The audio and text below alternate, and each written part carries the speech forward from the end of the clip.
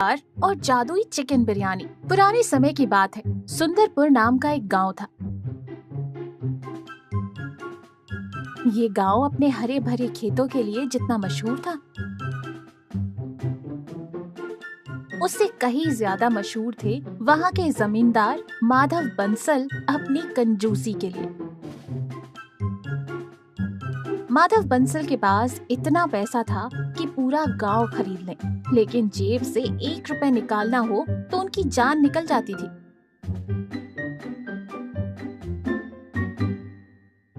वो ऐसे रईस थे कि अगर चाय में मक्खी गिर जाए तो मक्खी को चूस कर फेंकते थे ताकि चाय बर्बाद ना हो।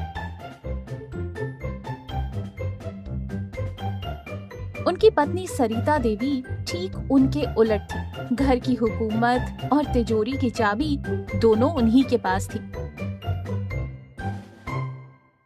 इन दोनों के बीच पिसता था बेचारा नौकर सोनू। माधव बंसल को खाने का बहुत शौक था, लेकिन खर्चा किए बिना स्वाद कैसे मिले, यही उनकी दिन रात की चिंता रहती थी।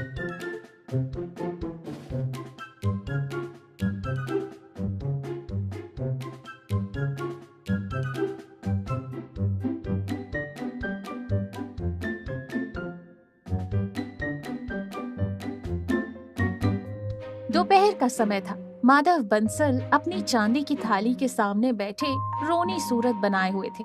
थाली में उबली हुई लौकी और बिना घी की रोटियां पड़ी थी।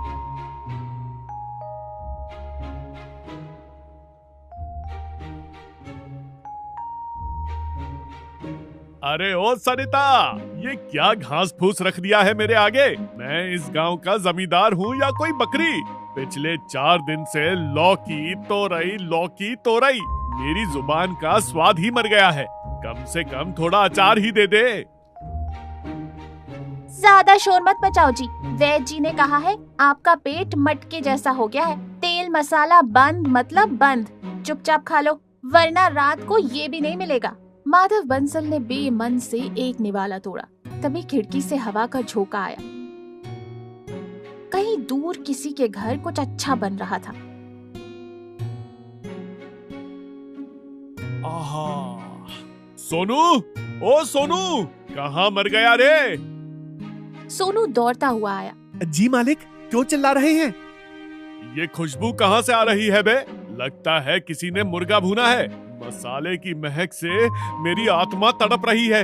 मेरी लौकी वाली किस्मत में ये खुशबू कहाँ से आई? मालिक, वो पीछे वाले टोले में साहूकार के बेटे की शादी है। लखनऊ से बावर्ची आया है। दम बिरयानी बन रही है। खुशबू तो पूरे गांव में महक रही है। अरे, तो हम यहाँ लौकी क्यों खा रहे हैं? चल, अभी चलकर दावत उड़ाते हैं। मुफ्त का खाना छोड़ना पाप है। और वैसे भी मुझे साहूकार बहुत पसंद हैं। वो नहीं हो सकता मालिक, भूल गए? पिछली बार उनकी बेटी की शादी में आपने शगुन के लिफाफे में खाली कागज डालकर दे दिया था। इस बार उन्होंने गेट पर खास पहलवान खड़े किए हैं, सिर्फ आपको रोकने के लिए। हम गए तो धक्के मारकर निकाल दिए जाएंगे।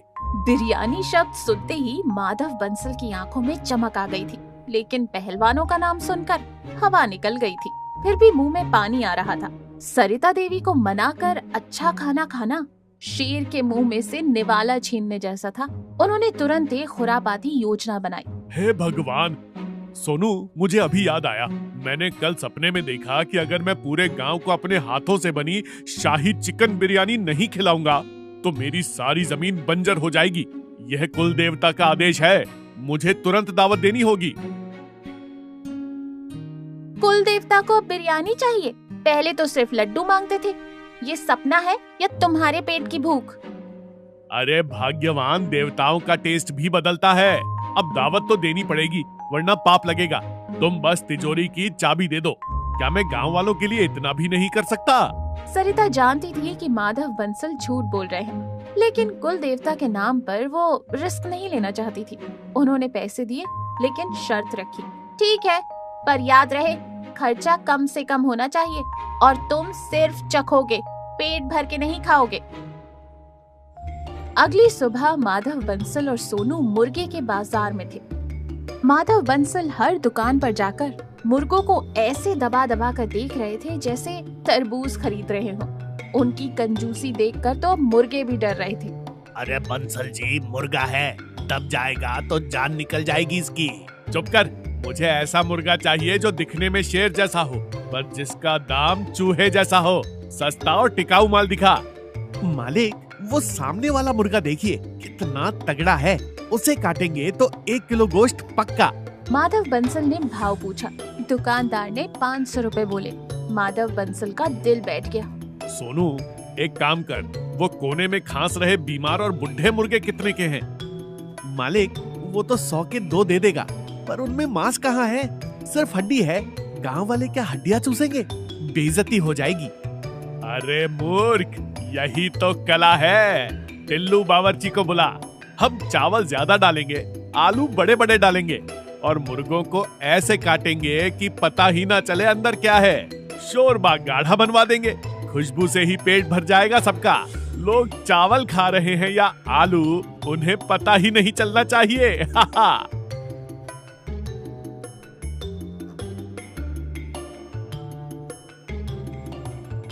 शाम को टिल्लू बावर्ची हवेली आया। मालिक, सुना है शाही दावत है, घी कितना टीन मंगवाऊं? असली केसर और काजू भी लगेंगे। मेरे हाथ का खाना खाकर लोग उंगलियां भी खा जाएंगे।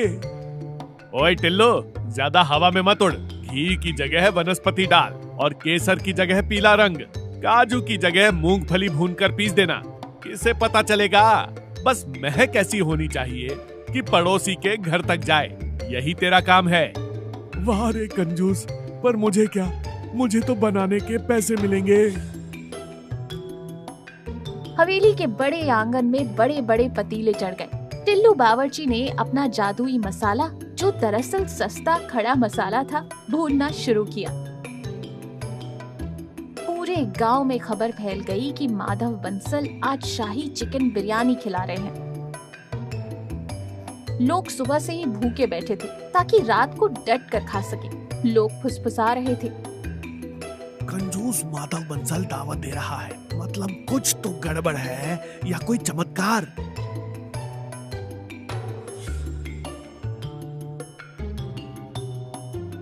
माधव बंसल बार बार रसोई में चक्कर लगा रहे थे। अरे टिल्लू, खुशबू तो बढ़िया आ रही है, जरा एक पीस चखा तो देखो नमक ठीक है या नहीं। मेरी जुबान तरस गई है। तभी पीछे से सरिता देवी आ गई। हाथ में करछुल लेकर खड़ी हो गई। खबरदार जो हाथ लगाया, ये भोग है। पहले गांव वाले खाएंगे, बाद में घर के लोग। और वैसे भी वैद्य जी ने चिकन मना किया है। इधर सोनू ने माधव बंसल के कान में कहा। मालिक, चिंता ना करें, मैंने आपके लिए अलग कटोरी में 2 बड़े लेग पीस छुपा कर रख दिए हैं। जब सब खाने में व्यस्त होंगे, आप कोठरी में जाकर खा लेना। माधव बंसल खुश हो गए। उन्होंने सोनू को इनाम में 1 रुपए देने का वादा किया, जो उन्होंने कभी दिया नहीं। शाम ढलते ही पंगत लग गई। गांव के प्रधान, पटवारी और आम जनता सब पत्तल लेकर बैठ गए। पतीले के ढक्कन खोले गए। भाप का एक बवंडर निकला। खुशबू वाकई लाजवाब थी। माधव बंसल छाती चौड़ी करके खड़े हो गए। भाइयों और बहनों, आज की यह दावत मेरे दिल का टुकड़ा है। खाइए, भर पेट खाइए। ऐसा स्वाद आपको लखनऊ में भी नहीं मिलेगा। माधव बंसल की रसोई है भाई। टिल्लू ने परोसना शुरू किया। गरम गरम चावल, मसालेदार आलू और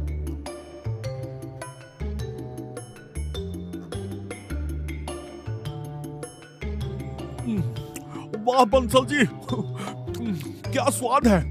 पर यह गोश्त बड़ा अजीब है, बहुत ही नरम है, मुंह में जाते ही घुल रहा है। हाँ यार, और इसमें हड्डी तो है ही नहीं। माधव बंसल ने लगता है बिना हड्डी वाले विदेशी मुर्गे मंगवाए हैं। वाह बंसल जी, मान गए आपकी रईसी को। जो आपको कंजूस कहते थे, उनकी जुबान जल जाए। बिना हड्डी के? हमने तो हड्डियों वाले बड़े मुर्गे लिए थे। ये क्या चक्कर है? क्या इसने हड्डियां भी गला दी? मालिक, टिल्लू का जादू होगा, उसने गला दिया होगा सब। लोग तारीफ करते जा रहे थे और खाते जा रहे थे। माधव बंसल के मुंह में पानी आ रहा था। वो चुपके से वहाँ से खिसके और अपनी कोठरी में आ गए, जहाँ सोनू ने उनके लिए स्पेशल कटोरी छुपाई थी। माधव बंसल ने दरवाजा बंद किया और बड़े चाव से लेग पीस उठाया। आहा, 3 दिन की तपस्या का फल। उन्होंने एक बड़ा निवाला लिया। चबाते ही माधव बंसल का चेहरा बदल गया। उन्होंने फिर चबाया। स्वाद बहुत अच्छा था, मसालेदार, लेकिन ये मुर्गा नहीं था। ये क्या है? ये तो तभी दरवाजा खुला और सरिता देवी अंदर आई। वो जोर जोर से हंस रही थी। कैसा लगा मेरा स्पेशल चिकन? सरिता, ये चिकन नहीं है, यह तो कटहल है। तुमने मेरे साथ धोखा किया। धोखा नहीं, आपकी भलाई। कल रात जब तुम और सोनू सो रहे थे, मैंने टिल्लू को बुलाकर सारे बुढ़े मुर्गे वापस भिजवा दिए और उनकी जगह ताजा कटहल मंगवा लिया। कटहल को ऐसे मसालों में पकवाया कि अच्छे अच्छे धोखा खा गए। इसे कहते हैं कटहल बिरयानी। हाय राम, मेरे पैसे, मेरा स्वाद और गांव वाले। अरे गांव वाले तो वैसे भी मुफ्त की दावत उड़ा रहे हैं। उन्हें स्वाद से मतलब, मुर्गे से नहीं। देखो बाहर, सब आपकी जय जयकार कर रहे हैं। माधव बंसल ने खिड़की से झांका। एक बूढ़ा आदमी चिल्ला रहा था,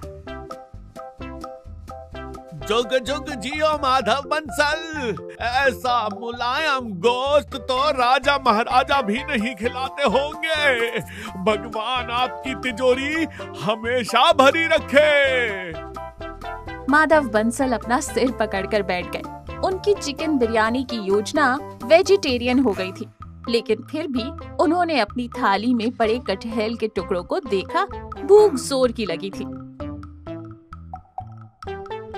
चलो, कम से कम मुर्गों के पैसे बच गए जो सरिता ने वापस करवा दिए, और स्वाद तो बुरा नहीं है।